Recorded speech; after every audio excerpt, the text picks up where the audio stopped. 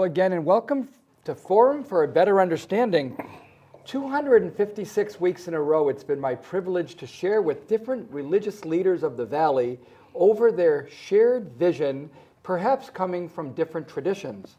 Today we have a very interesting panel in which all of the pastors on this program are from a single group called the West Fresno Faith-Based Organization.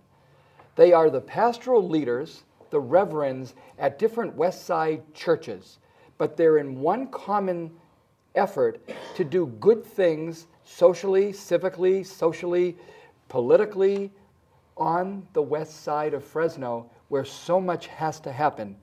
We're privileged to have these four pastors, and I'd like to introduce them to you now, knowing that you are going to be hearing, I think, things that aren't on the normal news at 5 o'clock tonight or 6, but that once in a while we are privileged on Channel 49 to bring you such interesting, important, and urgent news for the church.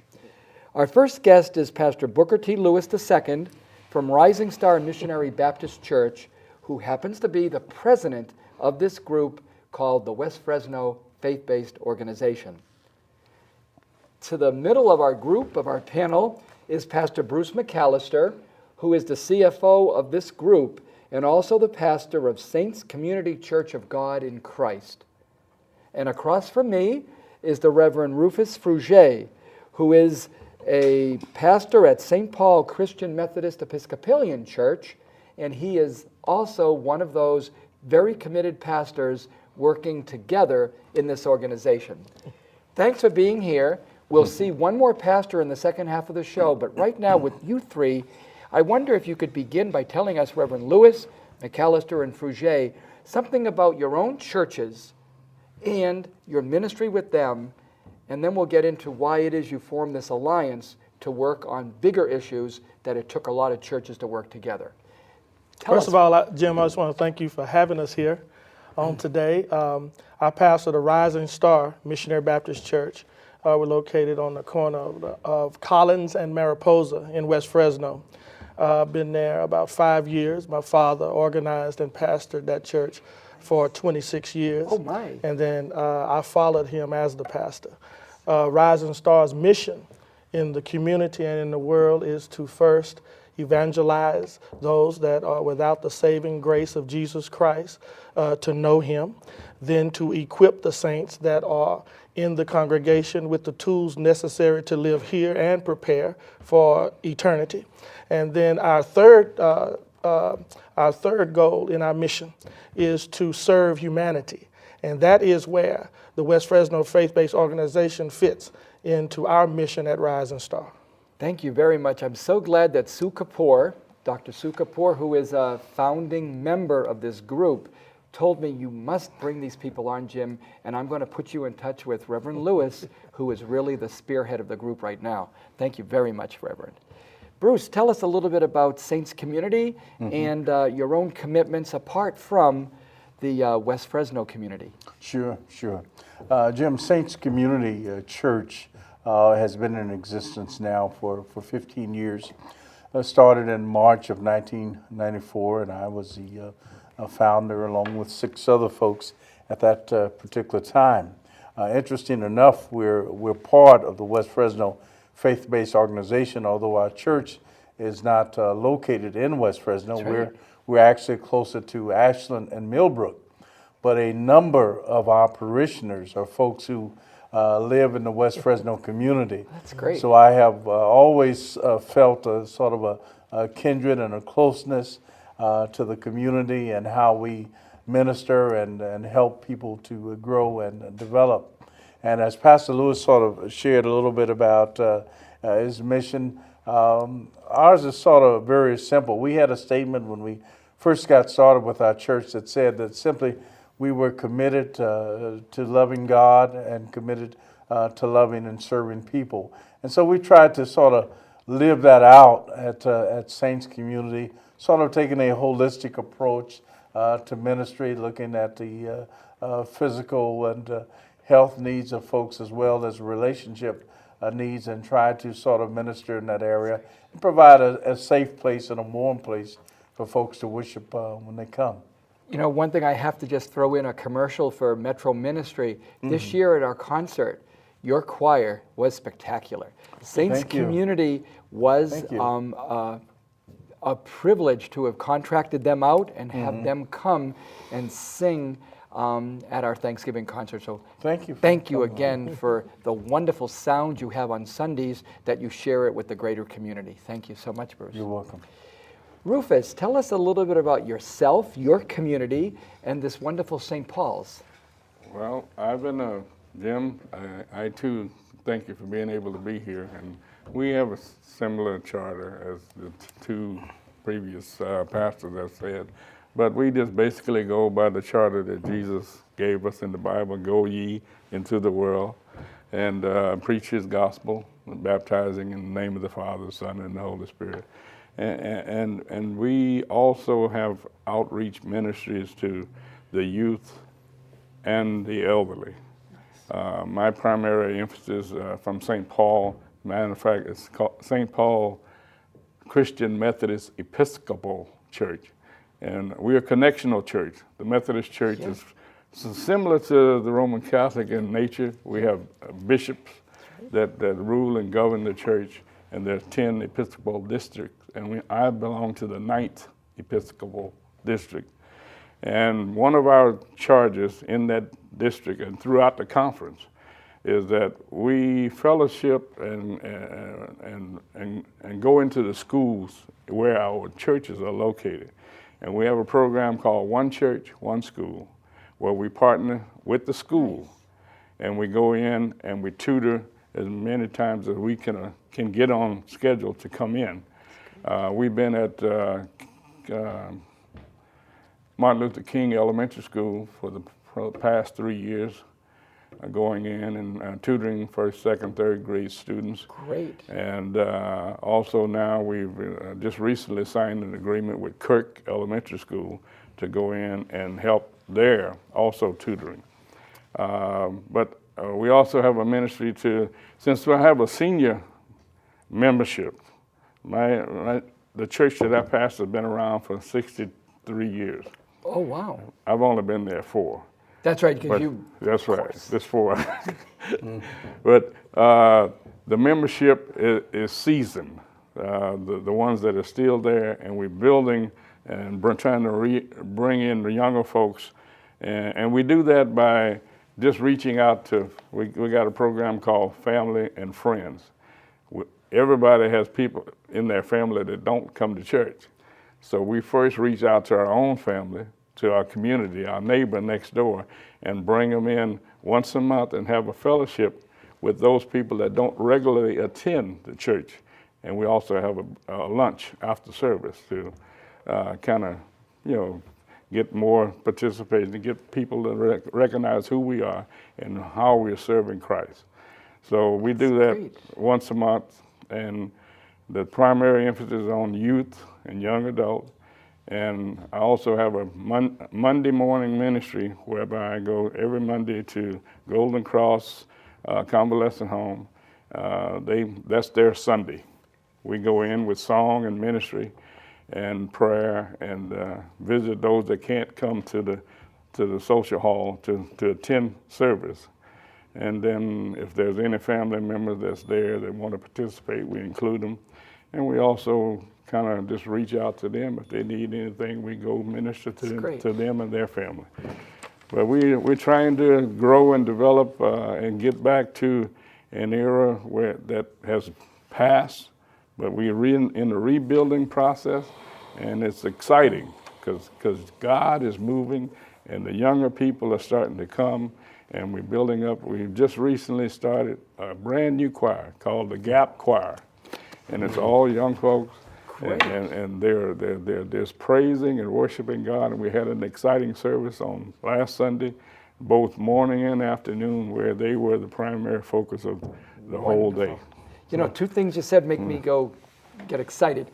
Your family and friends, we have a thing at our parish at the Newman Center called Faith, Family, and Friends. And it's become our Tuesday night, once a week gathering, and the adults come with children, so that instead of dumping kids as if you just bring them in and let them get trained and catechized and your religious education, your Bible study, what about the adults? So the adults come equally and have sessions for them. So Faith, Family, and Friends, we call it, and you've got Family and Friends, it's so similar. Yes. And then whatever you've been doing with being on that committee for the MLK Junior Unity Committee, that's wonderful what you've done with that too. So thank you very much. Yes. One more point of information, if I can. I'm also on the board of directors for EOC, and one of the commissioners on that board under the leadership of Roger Palomino and his staff. So great. This organization was a springboard from EOC. So now let's go back to some of the history a little bit, Reverend Lewis. Tell us a little bit about how these wonderful churches who had enough to do on their own with their projects decided to pool energies and form this collaboration of the West Fresno faith-based organization. How did all that come about? Well, this group of churches came together because they wanted to find a way to expand their efforts in the West Fresno community in particular.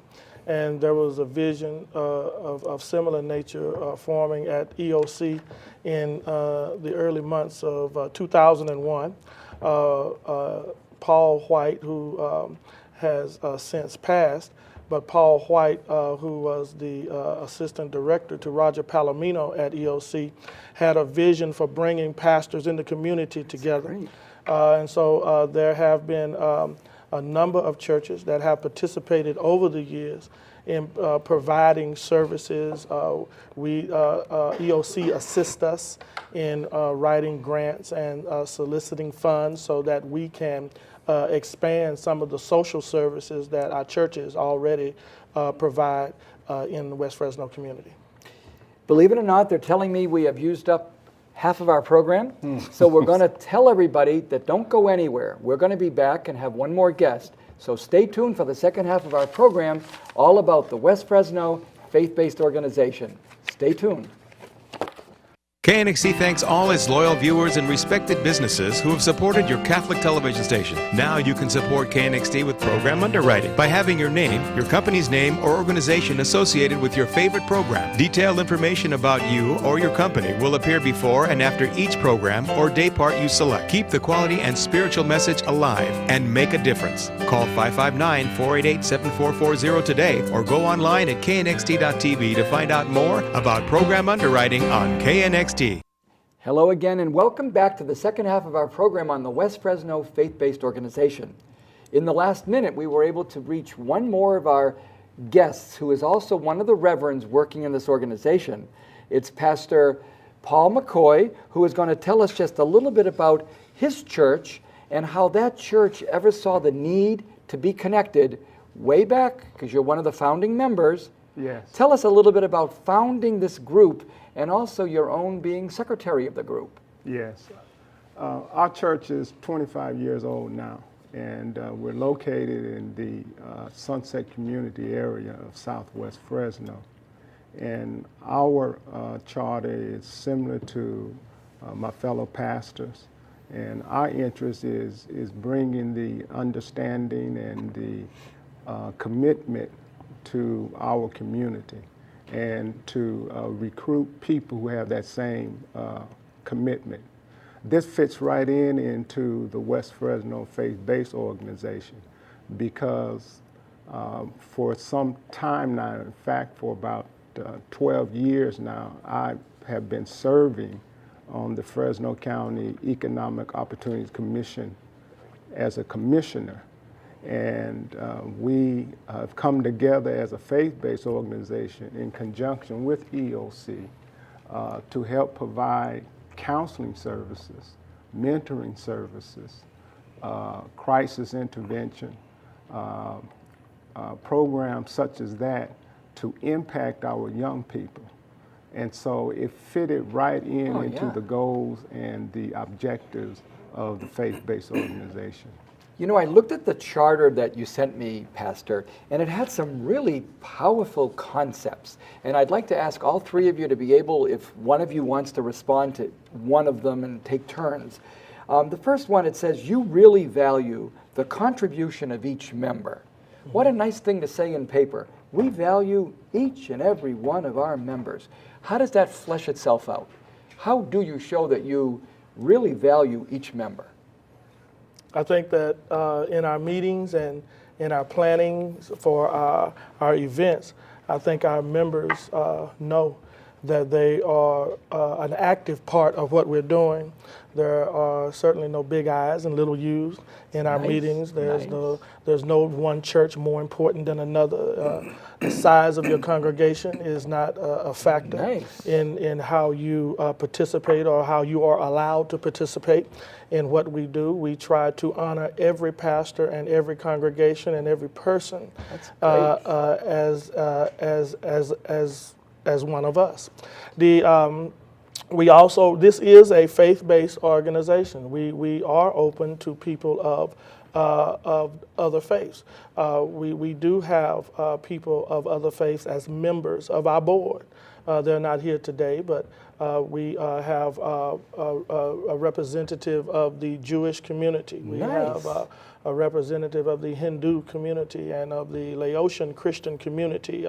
So we have a very diverse board. Even though we have some denominational differences and some faith differences in our own congregations. There are some things that we can agree on when it comes to the welfare and care of our citizens, and for this group specifically in West Fresno. That's a great way to keep yourselves solidly based on a tradition that is common and then stretching out. Good for you. Second one I'm really looking forward to hear. You are committed to strengthening and maintaining strong families. This is a hard nut to crack. Yeah, sure. What are we doing in that area? Well, a couple of things have happened for us with the organization, Jim, in that area. One of the things, when we first got started some years ago, we invested some time into doing a couple of workshops around the area of family violence and improving family relationships between those adults as well as from the adults to the children, and helping to foster better relationships in that area. Since that time, we've kind of promoted, and we've had some special training for a number of our churches who've been part of the organization in terms of healthy marriages, healthy relationships.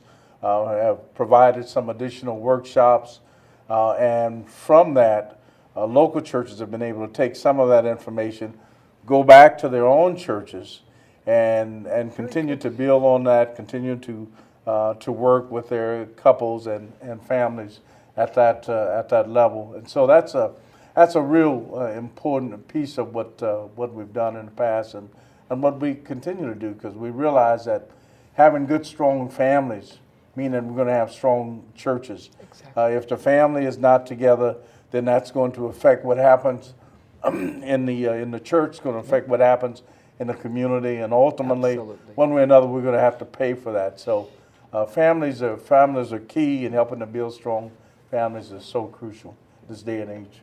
Another thing that I really like seeing, and I'm wondering how it happens, aesthetically pleasing neighborhoods. So you're committed to something that actually is healthy and attractive. How does that, what are you doing to make aesthetically pleasing neighborhoods? Yeah. Well, I think we all take a great deal of pride in our places, in our houses of worship. I think any of them that you would come out and visit, you would find a pleasant and pleasing atmosphere.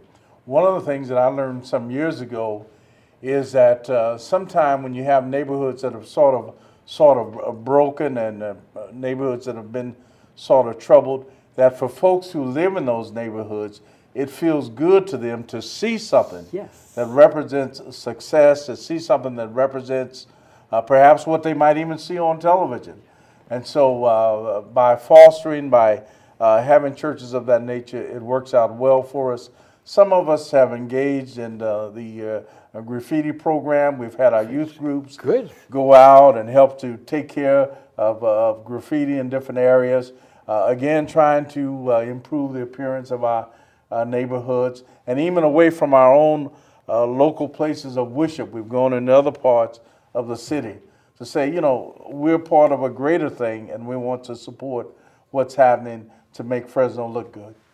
We touched on this a little bit, but maybe someone can talk about it, maybe Paul. The cultural diversity of the West Fresno community is very much respected by this group. In what ways? We recognize that the Southwest is very diverse and oftentimes very complex. Yeah. And it takes a attitude recognition of that. And so with our partnership with West Fresno Faith Base and with the local conservation corps, which is a part of EOC, we are working diligently with young people of all backgrounds. Nice. Okay, Hispanic, Black, Laotian, a wide variety of diversity. And they all come with similar issues.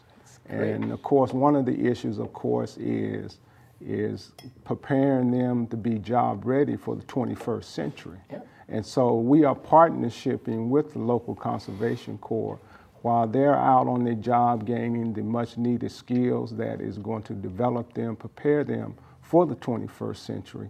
We are coming to them with the moral authority to intervene into their lives in such a way to provide that guidance that these young people need to help them navigate their way through the 21st century. This concept that we've all heard of, faith and works in action as a transforming force. One example of that maybe, Pastor Lewis. Well, I think as Pastor McCoy alluded to, we are currently involved with the Conservation Corps. We have 30 participants that are in the program through CalGrip. We mentor them. We provide leadership training for them. We do workshops. We provide individual time with them on a regular basis. Nice. When we do that, we get intimately involved with their families, with their very young, sometimes very young families, and try to help them to maneuver through some difficult times in building their families, especially during these kind of economic times. Yeah. These young men and young women need to be encouraged. And so we try to provide them some tools to help them to overcome their past, overcome their history, overcome some of the mistakes that they have made, and then just make better choices and better decisions going forward. The 10th value that you have listed is quality stewardship in strategic planning, organization, finance, and management. Those are like steep concepts, and I just wonder if there's a way to unpack even one of those. Does anybody want to pick up on any of that? Strategic planning, organization, finance, or management? Well, I think that speaks to the quality of our organization that requires that we be honorable in what we do, and that whatever monies and whatever funds are awarded to our organization, that we manage those funds well and use them for the purpose that they have been entrusted to us for.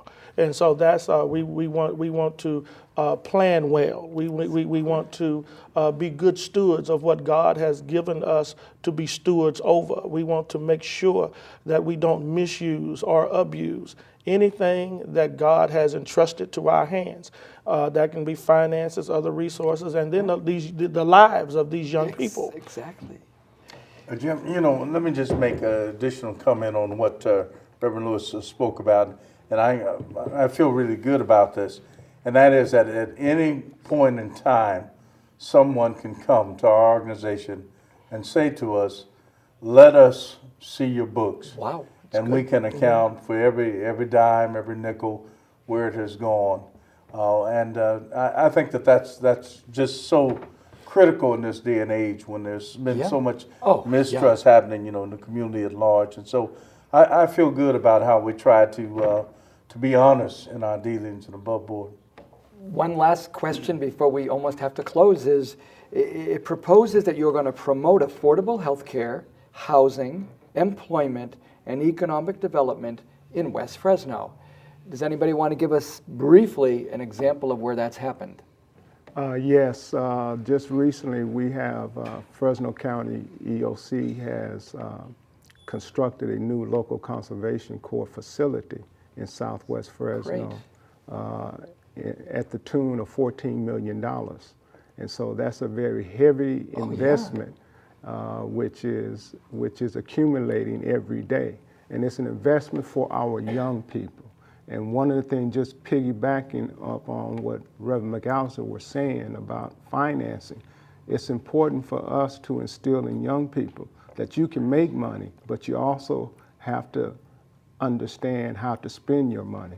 And that leads us right into the responsibility of it and the accountability of it.